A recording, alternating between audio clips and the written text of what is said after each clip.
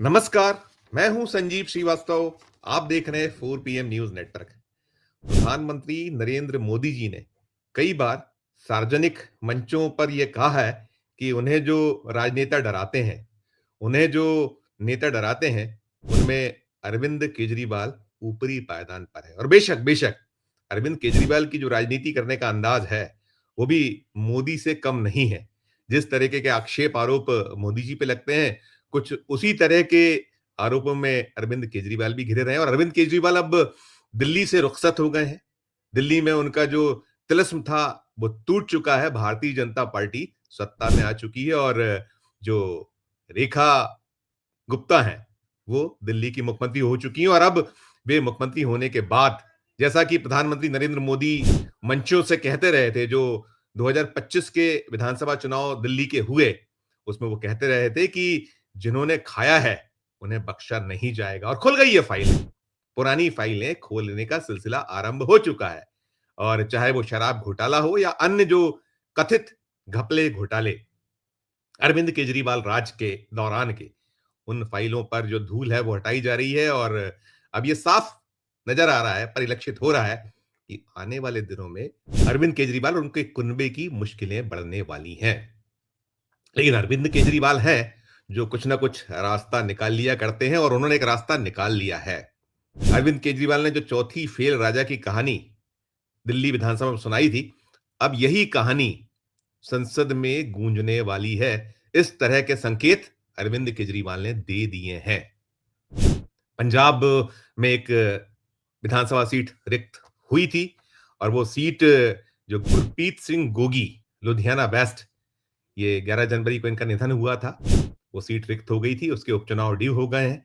उपचुनाव को लेकर बिसात बिछ गई है पंजाब में। और पंजाब के रास्ते अरविंद केजरीवाल संसद में दस्तक दे सकते हैं, इसकी संभावनाएं, इसके संकेत साफ तौर पर उभर कर सामने आ गए हैं।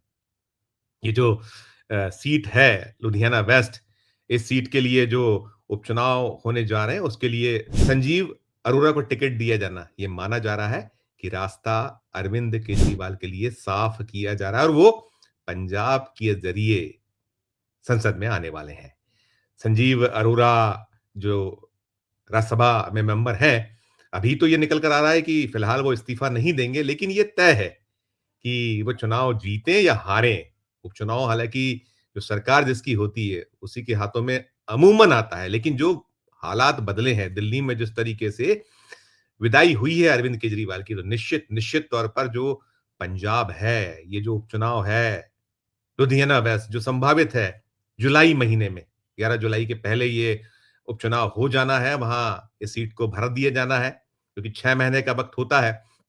तो इन हालातों में ये मानकर चला जा रहा है कि कुछ दूसरा एडजस्टमेंट बाद में संजीव अरोड़ा के लिए किया जाएगा। अभी इस्तीफा देकर कहीं वो शो नहीं करना चाहता है, जो आप पार्टी है, दल है, नहीं करना चाहता है कि अरविंद केजरीवाल, जो कहीं न कहीं उन्हें जो पावर अब नहीं मिल पाया है। उम्मीद ये हो रही थी कि दिल्ली में धमाकेदार तरीके से आप पार्टी की वापसी हो जाएगी, लेकिन गाड़ी आकर टिक गई 22 सीटों पर। और जो स्थितियाँ हैं, इन स्थितियों के बीच अभी कुल 7 राज्यसभा सीटों पर आप पार्टी के जो सदस्य हैं राज्यसभा में, तो इन सीटों में फिलहाल तो कहीं से कहीं तक स्थितियां पैदा नहीं होनी थी। लेकिन ये जो रास्ता है, लुधियाना वेस्ट विधानसभा सीट जो रिक्त है, इस पर संजीव अरोड़ा को टिकट देना, यानी कि अब रास्ता साफ।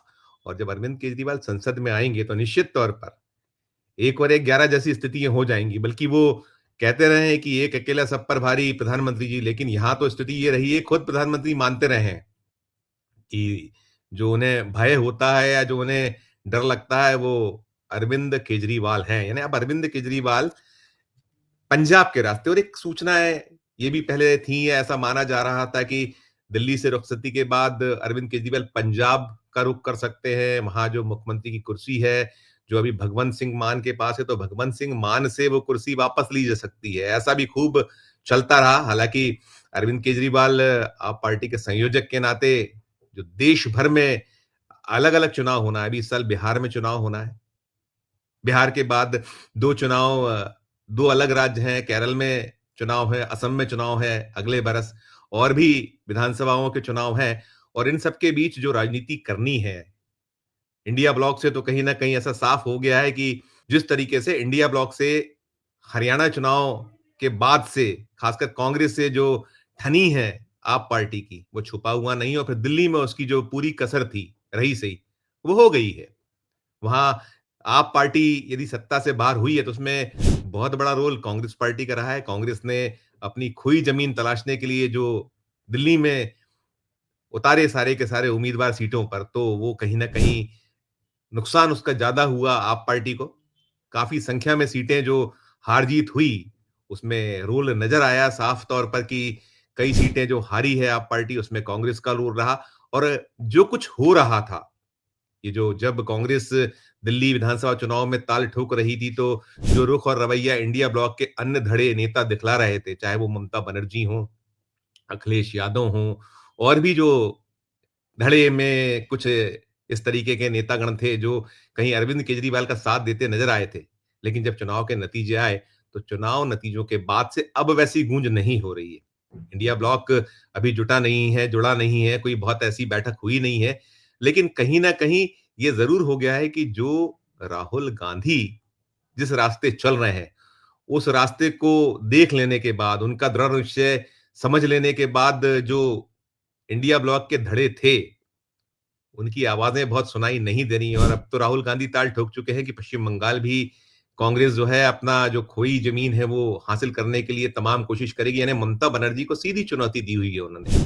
वहाँ उनकी एक यात्रा भी होने वाली है और राहुल गांधी की वो जो भारत जोड़ो यात्रा या भारत जोड़ो न्याय यात्रा जो पार्ट 1, पार्ट 2 दोनों ने ज़बरदस्त सफलता हासिल की थी और शायद यही वजह रही थी कि कांग्रेस 100 सीटों पर पहुँची। 100 सीटें उसने संसद में पाकर बतलाया, दिखला दिया है कि वो जो जिस राह पर चल रही है, वो राह बिल्कुल सही है। राहुल गांधी जिस रास्ते चल रहे हैं और राहुल गांधी जो उनके अपने दल में कहीं न कहीं जो आरोप लगता है कि स्लीपर सेल्स हैं, स्लीपर सेल के खात्मे के लिए भी कोशिशों में जुटे दिख रहे हैं। वो अपने दल को कस भी रहे हैं और कहीं न कहीं जो उनका पूरा का पूरा ढाँचा है, उसमें भी बहुत अहम परिवर्तन उनके द्वारा किए गए। तो कुल मिलाकर वो अपनी जगह है, लेकिन अभी जो केजरीवाल यदि एंट्री करने जा रहे हैं पंजाब से, तो ये खबर ज़्यादा कहीं झटका देने वाली या ज़्यादा चिंता पैदा करने वाली बीजेपी के लिए और बीजेपी में भी जो उसके आका हैं, नरेंद्र मोदी जी। जिनको किसी भी अवसर पर केजरीवाल छोड़ते नहीं हैं।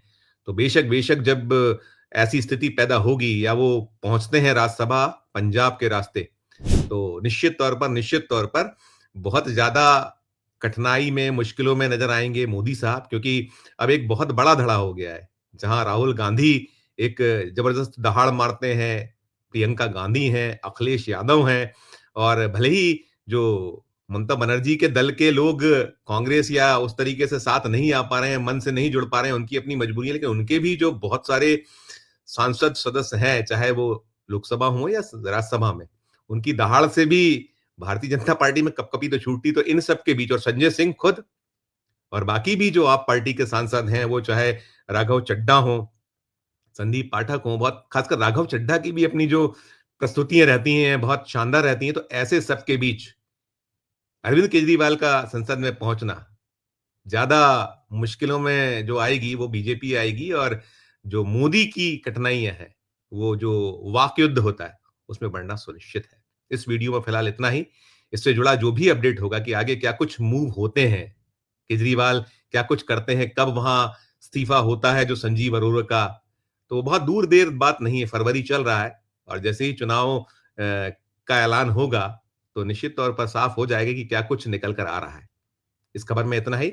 हम फिर किसी नए विषय, किसी नए मुद्दे के साथ हाज़िर होंगे। क्या कुछ आपकी टिप्पणी है? केजरीवाल यदि संसद में पहुँचे तो मान के चलिए कि चौथी बेल राजा की कहानी सुनाई जाएगी और बाकी तो क्लास जो कुछ ले सकते हैं वो ली ही जाएगी। अपनी टिप्पणी कीजिएगा और अच्छी लगे हमारी खबर तो हमारे चैनल को लाइक कीजिएगा, सब्सक्राइब कीजिएगा, ज्वाइन का बटन ज़रूर दबाइएगा जिससे हमारी हौसला अफ़ज़ाई होगी। प्यार उसने बनाए रखिए और देखते रहिए 4 पीएम न्यूज़ नेटवर्क। धन्यवाद, नमस्कार।